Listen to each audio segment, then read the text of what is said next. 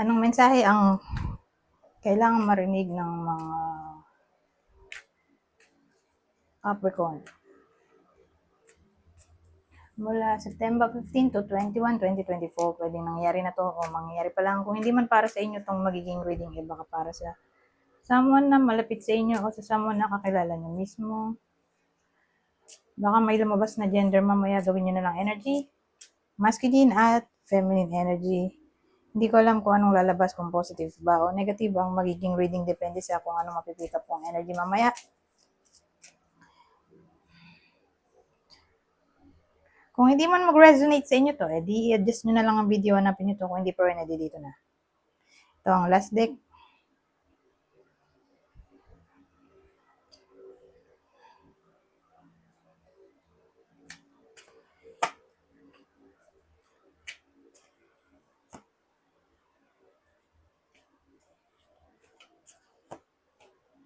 So, ang bida sa kwento na to, lalaking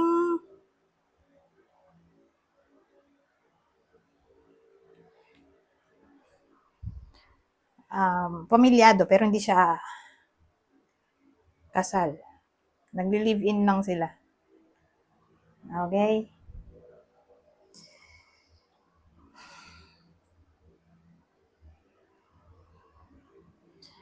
Ano kaya to?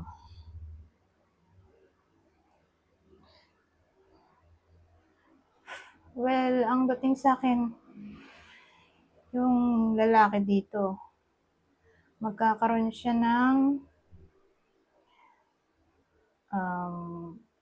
desisyon. At ang desisyon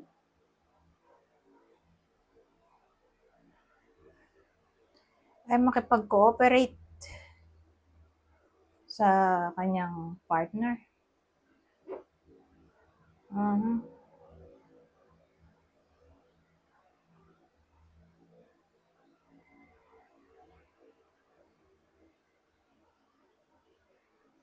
Bakit ano kayang nangyari sa mga to? Para mag-come up siya sa resolution o conclusion na makipag-cooperate na lang sa partner. Anong nangyari? Diba?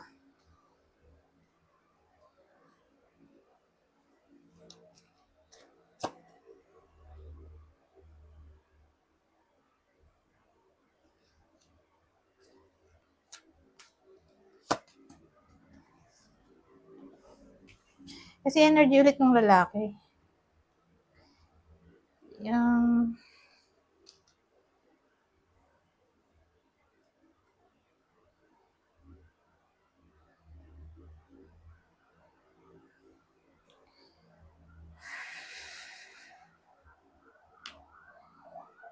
nag-guilty siguro siya o nag-regret.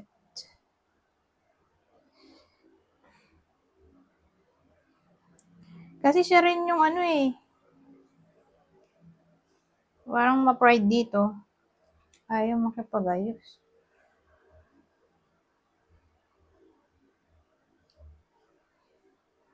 Siguro na ano siya, na-criticize nung partner niya regarding career life o tungkol sa pera, na para bang nasaktan ng pride niya kasi feeling niya ina-attack siya.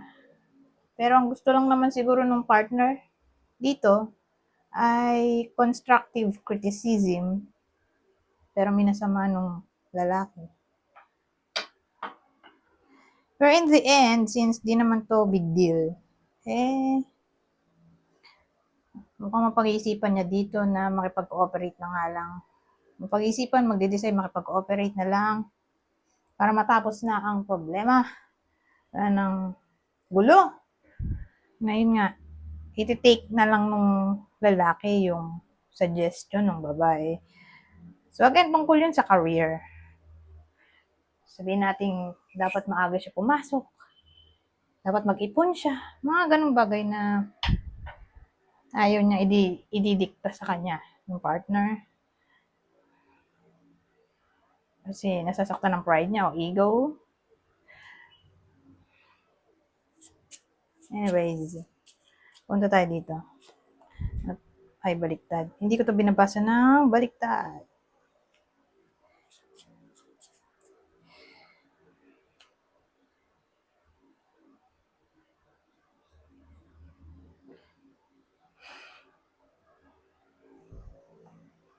So, ayusin ko lang sandali yung mga deck. Makalat. Uh-huh. So, ano namang case dito? Well, may someone na parang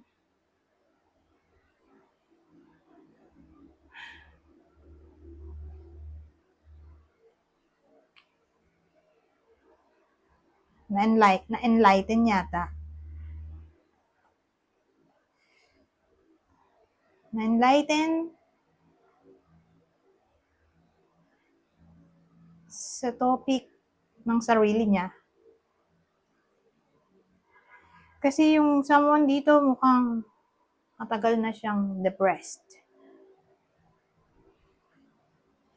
Ewan ko kung anong pinoproblema niya, matagal na to. Matagal na siyang ganito. Hindi siya masaya sa buhay niya.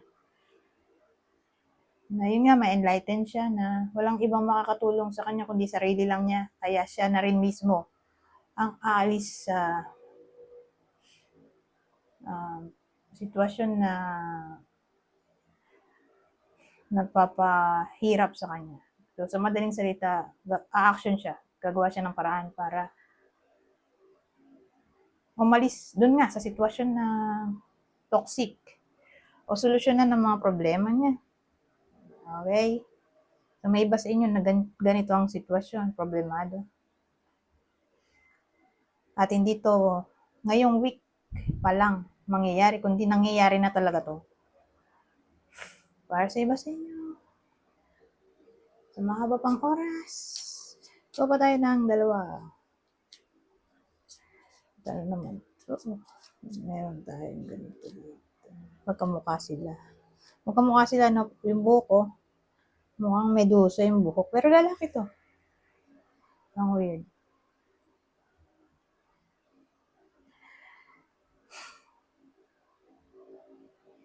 So, ano to?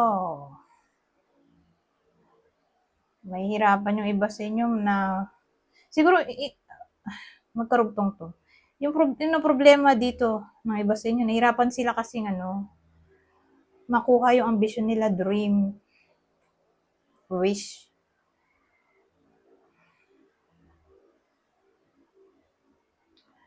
Na yun nga, magkarugtong nga sila. So, kung nahihirapan yung iba sa inyo, dodoblehin nila yung hard work o ibay nila yung kanilang wish. Yun yung tingin ko gagawin ng iba sa inyo para may progress na mangyari. Kasi yun yung tingin kong pinoproblema ng iba sa inyo regarding career. So, iniisip ko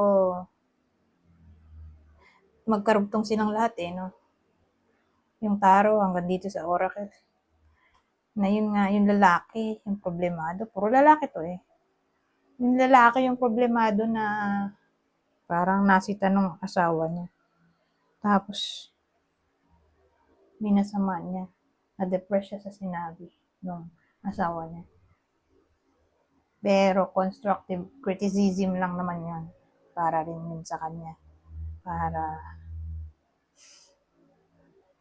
magkaroon ng pagbabago sa buhay ng lalaki. Ganyan ang dati.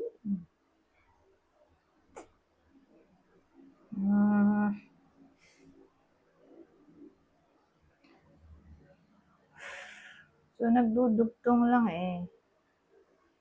Anyways,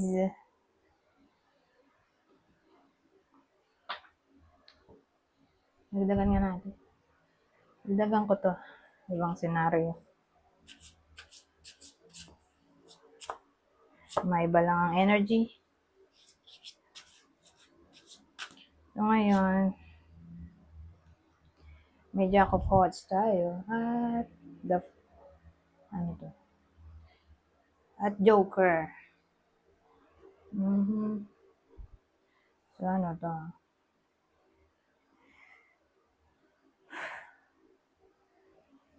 Well, may something na parang unexpected o development na maaring mangyayari sa buhay ng lalaking to. Ay, wala pala itong gender. Ng taong to. Pero yung tao, young energy to. So, pwedeng anak nyo to o ito yung person nyo kung mas bata. Ano siya eh,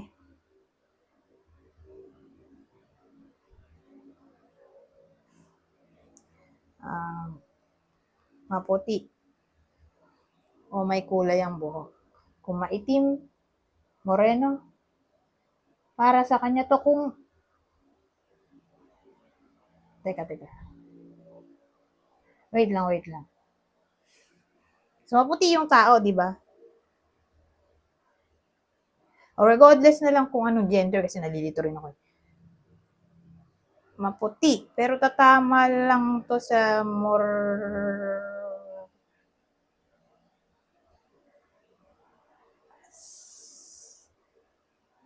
moreno.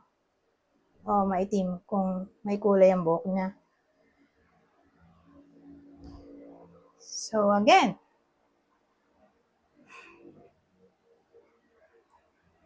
mukhang may something na parang magpapa-surprise.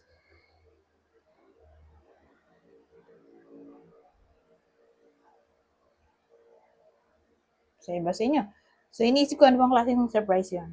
O something unexpected. So, new admirer siguro. Para sa iba sa inyo.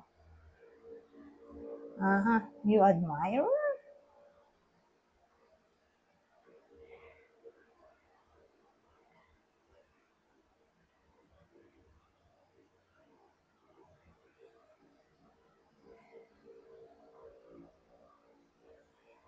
Pero wait lang.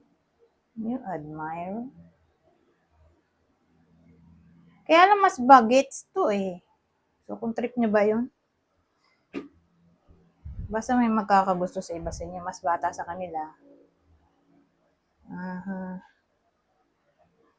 Alanganin lang naman yan kung babae yung nanonood. Pero depende nga, kasi may babae naman gusto nila mas bata sa kanila.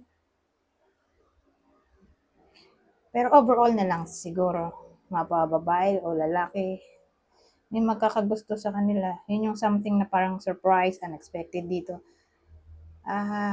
New admirer to. Anyways, punta tayo dito. Ano pang mensahe ang masasabi nito?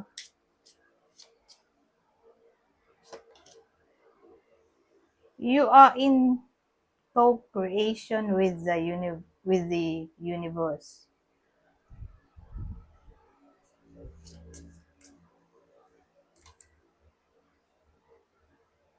And make your own magic. So, extra message or advice ngayong week.